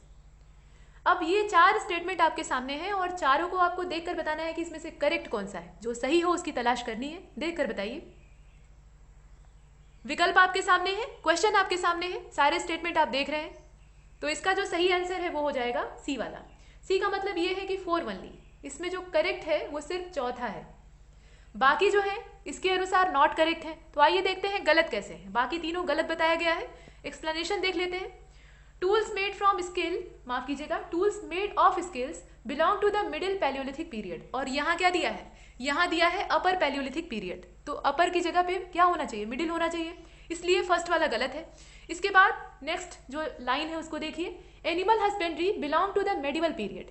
Animal husbandry का संबंध वैदिक पीरियड से नहीं है बल्कि मेडिवल पीरियड से है। Pottery making started in the Neolithic period, ये इसमें जानकारी है, मतलब जो पॉटरी मेकिंग की विद्या थी, कला थी, वो न्यूलिथिक पीरियड में स्टार्ट होती है। और यहाँ क्या दिया हुआ है? यहाँ दिया हुआ है, ये तीनों ही गलत हो जाते हैं। जो तीसरा वाला है उसको देखिए, पॉटरी मेकिंग यहाँ पे दिया हुआ है मेडिवल पीरियड। तो यहाँ पर क्या होगा? न्यूलिथिक यानी नवपाषाणकालीन जो युग था उसकी बात करेंगे। तो इसमें जो आंसर है वो हो जाएगा 4 ओनली, यानी सी वाला। क्वेश्चन नंबर 414 को देखिए। Consider the following statement. अब यहाँ पर फिर से 3 स्टेटमेंट आपके सामने है। The only human ape in India is found in श्वेताभ्रू गिब्बन या श्वेतभ्रू गिब्बन। श्वेतभ्रू का मतलब क्या? जिसकी जो भौहें हैं, जो आईब्रोज हैं, वो सफेद थी। इस प्रकार का गिब्बन हमें प्राप्त हुआ है आसाम से, और ये मानव कपी के रूप में भारत में देखा जाता है। मतलब यही एकमात्र मानव कपी भारत में पाया गया है, ह्यूमन एप पाया गया है, जिसे कि हम श्वेतभ्रू गिब्बन कहते हैं। और इसकी प्राप्ति कहाँ से हुई है? पूर्वोत्तर से हुई है, यानी आसाम वाला जो क्षेत्र है वहां से हुई है। इसके बाद जो सेकंड वाला है उसमें कहा गया कि the only fossil evidence in India is found from Shivalik hill. जो फॉसिल यानी जीवाश्म के एविडेंसेस हैं, अर्थात साक्ष्य हैं, वो हमें शिवालिक की जो श्रृंखलाएं हैं, हिमालय का एक भाग शिवालिक कहलाता है, जो सबसे ढलान वाला हिस्सा है उसी को हम लोग शिवालिक कहते हैं। तो वहां से हमें फॉसिल के एविडेंसेस प्राप्त हुए, केवल मतलब वनली शब्द यहाँ दिया है तो केवल। अब इसके बाद जो थर्ड वाला है उसमें दिया हुआ है कि evidence of keeping sheeps, goats etcetera is obtain from Sarai Nahar Rai. Sarai Nahar Rai वाला जो क्षेत्र है वहां से हमें भेड़ और बकरियों के पालन के यानी उनके रखने के साक्ष्य प्राप्त हुए हैं। ऐसा माना जाता है कि वहां के लोग इस प्रकार के पशु रखते थे। अब आपको बताना है कि करेक्ट कौन सा है, जो सही हो उसकी तलाश करनी है। विकल्प आपके सामने है और क्वेश्चन आपके सामने है। इसका जो आंसर होगा वो हो जाएगा बी वाला, यानी 1 और 2 ओनली। इसमें सिर्फ पहला और दूसरा सही है। जो श्वेतभ्रू गिब्बन है वह एकमात्र ह्यूमन ऐप है भारत में। ऐप का मतलब एप्लीकेशन नहीं, यहाँ पर कपी की बात की जा रही है। तो यह मानव कपी है या मानवाभ कपी है जिसका नाम हम लोग देख रहे हैं श्वेतभ्रू गिब्बन, और यह आसाम से मिला है। सही बात है। और इसके बाद इसमें हमने बी वाले को चुना है ना, तो बी वाले के हिसाब से दूसरा भी करेक्ट होगा। और दूसरा है क्या, the only fossil evidence in India is found from Shivalik hill. Shivalik hill से हमें केवल एकमात्र भारत में फॉसिल के एविडेंसेस प्राप्त हुए हैं। ये सही बात है, लेकिन थर्ड वाला सही नहीं है। सराय नाहर राय से हमें ये जो साक्ष्य मिला है ये सही नहीं है। तो ये कहाँ से मिला है, evidence of keeping sheep and goats etcetera has been obtain from Bagor. ये हमें बागौर से प्राप्त हुआ है, न कि सराय नाहर राय से। तो स्थान का नाम गलत दिया है, इसलिए जो थर्ड वाला स्टेटमेंट है वो रॉन्ग हो जाता है। और इसका जो आंसर होगा वो होगा बी। आगे चलते हैं। 415 नंबर के क्वेश्चन को देखिए। 2 cultures have been found together in India. 2 संस्कृतियों का एक साथ पाया जाना भारत में कहाँ से प्राप्त हुए हैं ये, मतलब 2 कल्चर्स एक साथ टुगेदर भारत में मिले हैं। तो इसमें नाम दिया हुआ है, देखिए मिडिल पैलियोलिथिक और नियोलिथिक पीरियड है, पैलियोलिथिक और मेसोलिथिक एज है, लोअर पैलियोलिथिक पीरियड है और मिडिल जो पैलियोलिथिक पीरियड है वो है। इनकी एक साथ प्राप्ति हुई है, ये हमें बताना है कि कौन सा साथ में मिला है, या नॉन ऑफ द एबव, इनमें से कोई नहीं। जो ऊपर दिए हैं उपरोक्त में से कोई नहीं। कौन कौन सा है देख लीजिए। 2 cultures have been found together, ये साथ साथ मिले हैं, ये ध्यान रखिएगा। तो मिडिल पैलियोलिथिक है, नियोलिथिक पीरियड है, ये साथ में मिले हैं। या जो पैलियोलिथिक और मेसोलिथिक एज है वो एक साथ में मिली है, या जो लोअर पैलियोलिथिक पीरियड है और मिडिल पैलियोलिथिक पीरियड है वो एक साथ में मिला है। तो इसका जो आंसर है वो हो जाएगा ए। ए का मतलब ये है कि मिडिल पैलियोलिथिक और नियोलिथिक पीरियड ये फाउंड टुगेदर यानी साथ साथ पाए गए। ये 2 कल्चर्स जो हैं वो एक साथ पाए गए। इसके बाद 416 नंबर के क्वेश्चन को देखिए। यहां पर कुछ आर्कियोलॉजिकल साइट्स के नाम दिए हुए और इन्हें आपको क्रोनोलॉजी में व्यवस्थित करना है। इसमें जो आर्कियोलॉजिकल साइट्स हैं उनके नाम देख लीजिए। दैमाबाद है, इसके बाद कुरनूल केव्स है, इसके बाद ये क्या है टेक्कल कोट है, और इसके बाद नैकुंडा है। ये अलग अलग नाम है जो कि आर्कियोलॉजिकल साइट्स के नाम है। इन्हें व्यवस्थित करना है क्रोनोलॉजी के क्रम में। और यहाँ जो विकल्प है उसको देख लीजिए, जो कोड दिए हुए हैं A, B, C और D, ये आपके ऑप्शंस हैं और ये साइट्स हैं। इसका जो आंसर हो जाएगा वो होगा डी, 2 1 3 4, यानी दूसरा वाला पहले होगा, उसी के हिसाब से इसे मिला लेते हैं 2 1 3 4 के हिसाब से। तो सबसे पहले कौन सा हो जाएगा, सबसे पहले हो जाएगा कुरनूल, इसके बाद तब दैमाबाद, इसके बाद तब जो टेक्कल कोट है वो हो जाएगा, और अंतिम में जो नैकुंडा है उसका नंबर आएगा। तो इसमें जो आंसर है वो होगा डी वाला, इसका राइट आंसर यही है। आगे चलते हैं। क्वेश्चन नंबर 417 को देखिए। Consider the following statement according to DD Kaushambi. ये कोई चैनल नहीं है, डीडी नेशनल और डीडी न्यूज, उस हिसाब से ये डीडी नहीं है, इनका नाम है DD Kaushambi. The Indus civilisation originated from the Sumerian civilisation और मेसोपोटामिया। जो सुमेरियन या मेसोपोटामिया की सभ्यता थी वहां से इंडस वैली सिविलाइजेशन का ओरिजिन माना जाता है, यानी शुरुआत मानी जाती है, ऐसा मानना था डीडी कौशाम्बी का। इसके बाद जो सेकंड वाला है उसमें देख लीजिए 925 settlements of Indus civilisation have been discovered in India. कुल मिलाकर जो सेटलमेंट्स प्राप्त हुए हैं वो कितने हैं, 925 हैं, जो कि भारत में खोजे गए हैं इंडस सिविलाइजेशन से संबंधित। इसके बाद जो थर्ड वाला है उसमें कहा गया है कि 3 major sites of Indus civilisation have been found in the Gulf of Kutch. 3 बड़े बड़े जो मेजर साइट्स हैं इंडस सिविलाइजेशन के वो कच्छ की खाड़ी से प्राप्त हुए हैं, यानी गल्फ ऑफ कच्छ से प्राप्त हुए हैं। इसके बाद जो लास्ट वाला इसमें चौथा वाला स्टेटमेंट है उसमें कहा गया है कि मुंडीगाक, ये स्थान का नाम है, मुंडीगाक और देह मोराई, इसे देह मोराई या देह मोराकी कहा जाता था, और गुंडाई इसके साथ जुड़ा हुआ है। ये गुंडागर्दी नहीं है, गुंडाई है। नाम यहाँ थोड़े विचित्र हैं, उससे आप परेशान न हो। ये दक्षिण भारत का दिया हुआ है। तो मुंडीगाग और देह मोराई गुंडाई साइट जो है ये हड़प्पन साइट है या हड़प्पन सिटी है, ऐसा कहा गया है। मतलब ये हड़प्पा कालीन शहर हुआ करते थे। अब आपको बताना ये है कि इसमें से करेक्ट कौन सा है। स्टेटमेंट पूरे के पूरे आपके सामने रखे हुए हैं, जो विकल्प है वो भी आप देख रहे हैं। चारों आप देख लीजिए, पहला, दूसरा, तीसरा, चौथा, सही कौन सा है बताइए। ऑल का ऑप्शन अगर आप चुनिएगा तो उसमें सभी सही हो जाएंगे और इसका जो आंसर है वो होगा बी, अर्थात पहला, दूसरा और तीसरा ये तीनों ही स्टेटमेंट सही है, लेकिन चौथा वाला जो मुंडीगाग के बारे में दिया है वो हड़प्पन सिटी नहीं है। आइए देखते हैं, पहला सही है ये वाला। डीडी कौशाम्बी के अनुसार जो इंडस सिविलाइजेशन है उसका ओरिजिन जो सुमेरियन सिविलाइजेशन है या जो मेसोपोटामियन सिविलाइजेशन है वहां से माना जाता है। इसके बाद 925 जो सेटलमेंट्स हैं इंडस सिविलाइजेशन के वो भारत में डिस्कवर्ड हुए हैं, सही बात है। इसके बाद जो थर्ड वाला है उसमें कहा गया है कि 3 major sites of Indus civilisation have been found in Gulf of Kutch, सही बात है। लेकिन इसमें जो चौथा वाला है वो गलत है। तो आइए देखते हैं चौथा क्या है। Around 1400 settlements have been discovered from different stages of Indus civilisation. अगर टोटल की बात कीजिएगा, सिर्फ भारत में नहीं, अगर पूरे क्षेत्रों की बात करें तो कुल मिलाकर 1400 सेटलमेंट कुल प्राप्त हुए हैं, जो कि अलग अलग स्टेजेस के हैं इंडस वैली सिविलाइजेशन के, यानी सिंधु घाटी की सभ्यता के अलग अलग स्तरों के कुल मिलाकर 1400 सेटलमेंट हमें प्राप्त हुए हैं। और ऑफ दीज यानी इनमें से 925 जो सेटलमेंट हैं वो डिस्कवर्ड हुए हैं कहाँ पर, भारत में। और उसमें से भी 475 जो सेटलमेंट हैं यानी 475 जो सेटलमेंट्स हैं वो पाकिस्तान में प्राप्त हुए हैं। यानी 925 जो है वो भारत में है और 475 ये पाकिस्तान में है। जब भारत का बंटवारा नहीं हुआ था, विभाजन नहीं हुआ था, तो उससे पहले ये सब मिलाकर 1400 थे, 1400 के आसपास थे। लेकिन विभाजन के बाद इनमें बंटवारा हो गया तो 925 भारत के हिस्से में है और 475 पाकिस्तान के हिस्से में है। ये जानकारी है उसमें सही दिया है। इसके बाद जो अगला है 3 major sites of Indus civilisation have found in Gulf of Kutch. Gulf of Kutch यानी कच्छ की खाड़ी में 3 मेजर साइट्स इंडस सिविलाइजेशन की मिली है। कौन कौन सी? एक तो देसलपुर है, दूसरा सुरकोटडा है और अंत में धौलावीरा है। इन सब के नाम आपने सुने हैं, देसलपुर है, सुरकोटडा है और जो धौलावीरा क्षेत्र है वो यहाँ से प्राप्त हुआ है। मुंडीगाग और देह मोराई गुंडाई साइट जो है वो कहाँ पे लोकेट करती है? ये साउदर्न अफगानिस्तान का हिस्सा है। ये जो क्षेत्र है ये कौन सा है? साउदर्न अफगानिस्तान का क्षेत्र है। Are in pre Harappan cities, ये प्री हड़प्पन सिटीज कही जाती थी, मतलब ये हड़प्पा से पहले वाला समय था। ये हड़प्पा कालीन सिटीज नहीं थी बल्कि उससे पहले वाली थी। These are the cities which existed even before Harappa, ये हड़प्पा से पहले एग्जिस्ट करती थी और हड़प्पा का समय आते आते यानी हड़प्पा काल आते आते इनका पतन आरंभ हो जाता है और अंत में ये नष्ट हो जाती है। हर सभ्यता का एक शुरुआती स्थान होता है जहाँ से उसका ओरिजिन होता है और अंत में उसमें धीरे धीरे डिक्रीजमेंट होता है, गिरावट आती है और अंत में वो समाप्त हो जाती है। इस प्रकार से हर सभ्यता के साथ होता है। हमारी सभ्यता यानी हमारी जो सिविलाइजेशन वर्तमान में चल रही है उसके साथ भी ऐसा ही होगा, भविष्य उसका यही है। तो आगे चलते हैं, इसका आंसर जो है वो बी वाला हो जाएगा, यानी पहला, दूसरा और तीसरा सही है।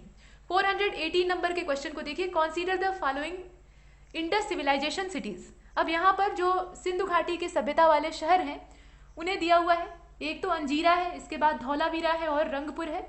आपको इन्हें क्रोनोलॉजी के रूप में व्यवस्थित करना है, मतलब इसे क्रमवार तरीके से बैठाना है।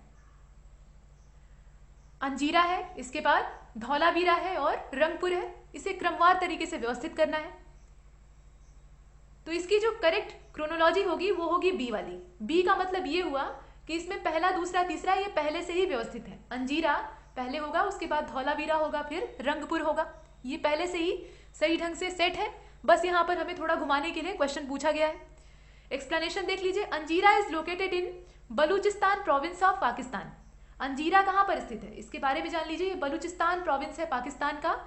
It is a pre Harappan site, यह प्री हड़प्पन साइट है यानी पूर्व हड़प्पा स्थल जो है उसमें ये माना जाता है। इसके बाद Rangpur is post Harappan site. Rangpur जो है वो क्या है? पोस्ट हड़प्पन साइट है। While Dholavira is Harappan site. अब यहाँ पर आपको समझ में आया कि क्रोनोलॉजी किस हिसाब से डेवलप करनी थी। इसमें इस हिसाब से इसे बैठाना था कि समय किसका पहले है और किसका बाद में है, मतलब कौन पहले यहाँ पर विकसित हुआ है और किसका डेवलपमेंट बाद में हुआ है। तो सबसे पहले विकास किसका हुआ है?